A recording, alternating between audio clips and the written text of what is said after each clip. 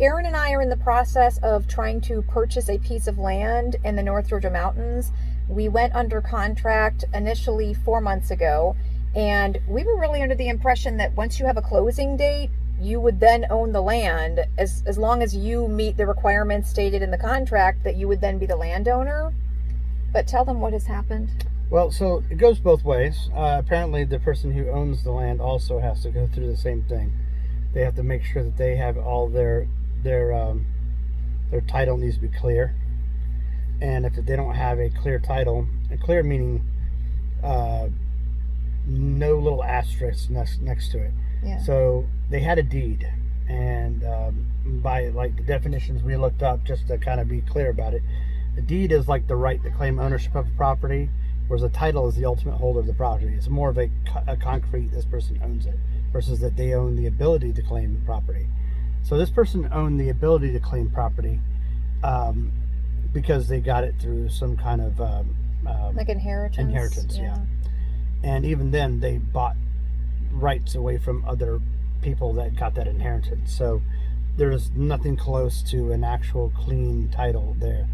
And so when we were going through this process, there, slowly but surely over the months, and we keep, 6 extensions later, they finally have most of those things taken care of, except for one thing. And that one thing is there was a boundary line that was not very clear on one of the boundary lines of the property. We had it surveyed, a few months ago, and they updated the boundary lines and all that stuff. Well, the problem with that is if there's anything that looks kind of off or even a little bit off, apparently the owners of those other boundaries need to sign off on it. It's called a boundary line agreement. And basically it's them saying, yes, I agree, that is the boundary line with, the plat that we have and whatever. And this is all new to us. We kind of were under the impression that if you posted your land for sale, that you would have done all the legwork to make sure that it could go through quickly. If I were trying to sell a piece of land, I wouldn't want to have to go through this with a person who is coming to buy it. We actually paid the cost to have a surveyor come out because we thought, well, if you're buying land and someone says to you, hey, it's this amount of acreage, you're responsible to confirm that. That was our kind of the due diligence period that you have between entering into an agreement and closing. It's your responsibility as the buyer to make sure that you're buying what that person says they're selling. And we felt like we wanted to enter into good terms with the neighbors, so we met the neighbors, and we were under the impression that everything was going to go through after a couple of extensions. And we went to get a, what's it called? Title insurance. And that's something that's legal. Yeah, so the title insurance doesn't usually come in until after all the other closing documents are into play. Yeah. So title insurance is one of those things where you're basically paying somebody a lump sum of money. It's not like a yearly or whatever, but a lump sum of money to say hourly, yearly money to say, or we pay monthly for insurance, right? Oh, I see what you're saying. Yeah. It's not like an annual thing. Right. And also there's annual insurance that you pay as well. Yeah. For like home insurance or whatever. So in this particular case, it's not like that. You do a one lump sum. Mm-hmm. It's just guaranteeing the title that you're getting is clear, free and clear. More like a flat fee, I guess, is what we're thinking. Right. Yeah. Right. So it's a one-time done. Yeah. And what helps them is that they have these criteria that you have to kind of meet for that to be good. And one of those is a boundary line agreement, which basically says, hey, not only are you saying that this is your land, but everybody around you agrees, because if they don't agree, that's a lawsuit that then we have to come in and clear up if we just signed off on your title insurance. Yeah, particularly if you want to build. Yeah. We talked to the different code offices. I don't know how you would say that. Yeah, so I called the city and planning to the city that we're talking about, and they have to get a building permit. There has to be a few things there. Obviously, you have to have a new survey plat, but you also have to make sure that you don't have any boundary line active disputes or anything like that, because obviously they're not going to let you get a building permit to build on somebody else's land. Just not going to happen. So we reached out to the person in question. Yeah. That person decided that they weren't going to sign off on the boundary line because they felt like it was too close to being wrong, that they wanted to see in person what was going on.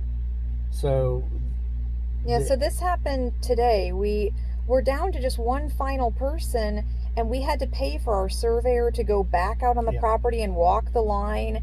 And with the lady, with the landowner who's adjacent, and lovely people. I mean, we really have had good relationships with everyone so far, everyone involved, all the real estate people, the lawyers who are working on it. But it's just been a learning experience that sometimes you can't help it. Sometimes you can come to the table with everything that's been asked, and the person is willing to sell, but there's just a lot of hurdles. And they did not agree with the boundary line. Now, it looked right with the surveyors out there pointing at the pins, and that person said the pin should be this place around this place and this many feet from this place, and we found what we think would be what they were talking about. And even then, that didn't disagree with the plat. So it was a bizarre moment of trying to come to grips with those two things. But because they didn't agree with the survey, what's going to happen next is they're going to do their own little research, and they're going to come to the agreement or disagreement with it, and they're either going to sign or not sign. Yeah. And the reason that this is important too is that the land we're looking at has a natural spring on it. There are creeks and there's a waterfall, and it happens that this boundary line is right by where the natural spring is. So I think I would be more willing to kind of cede on an issue if you're talking about like 5 feet. I don't know. The actual what do you call it? The issue is about 2 to 3 acres of issue. And the spring is far enough away from the boundary line to be well within the property if there was no conflict. Like, it's well within. It's not just close. It's well within. Yeah. So in this particular place, it's one of those things where if they do not budge on the boundary line, we will not be able to get this land. Yeah, we have 6 weeks until this newest contract expires, and probably Aaron and I are not going to enter into a 7th extension.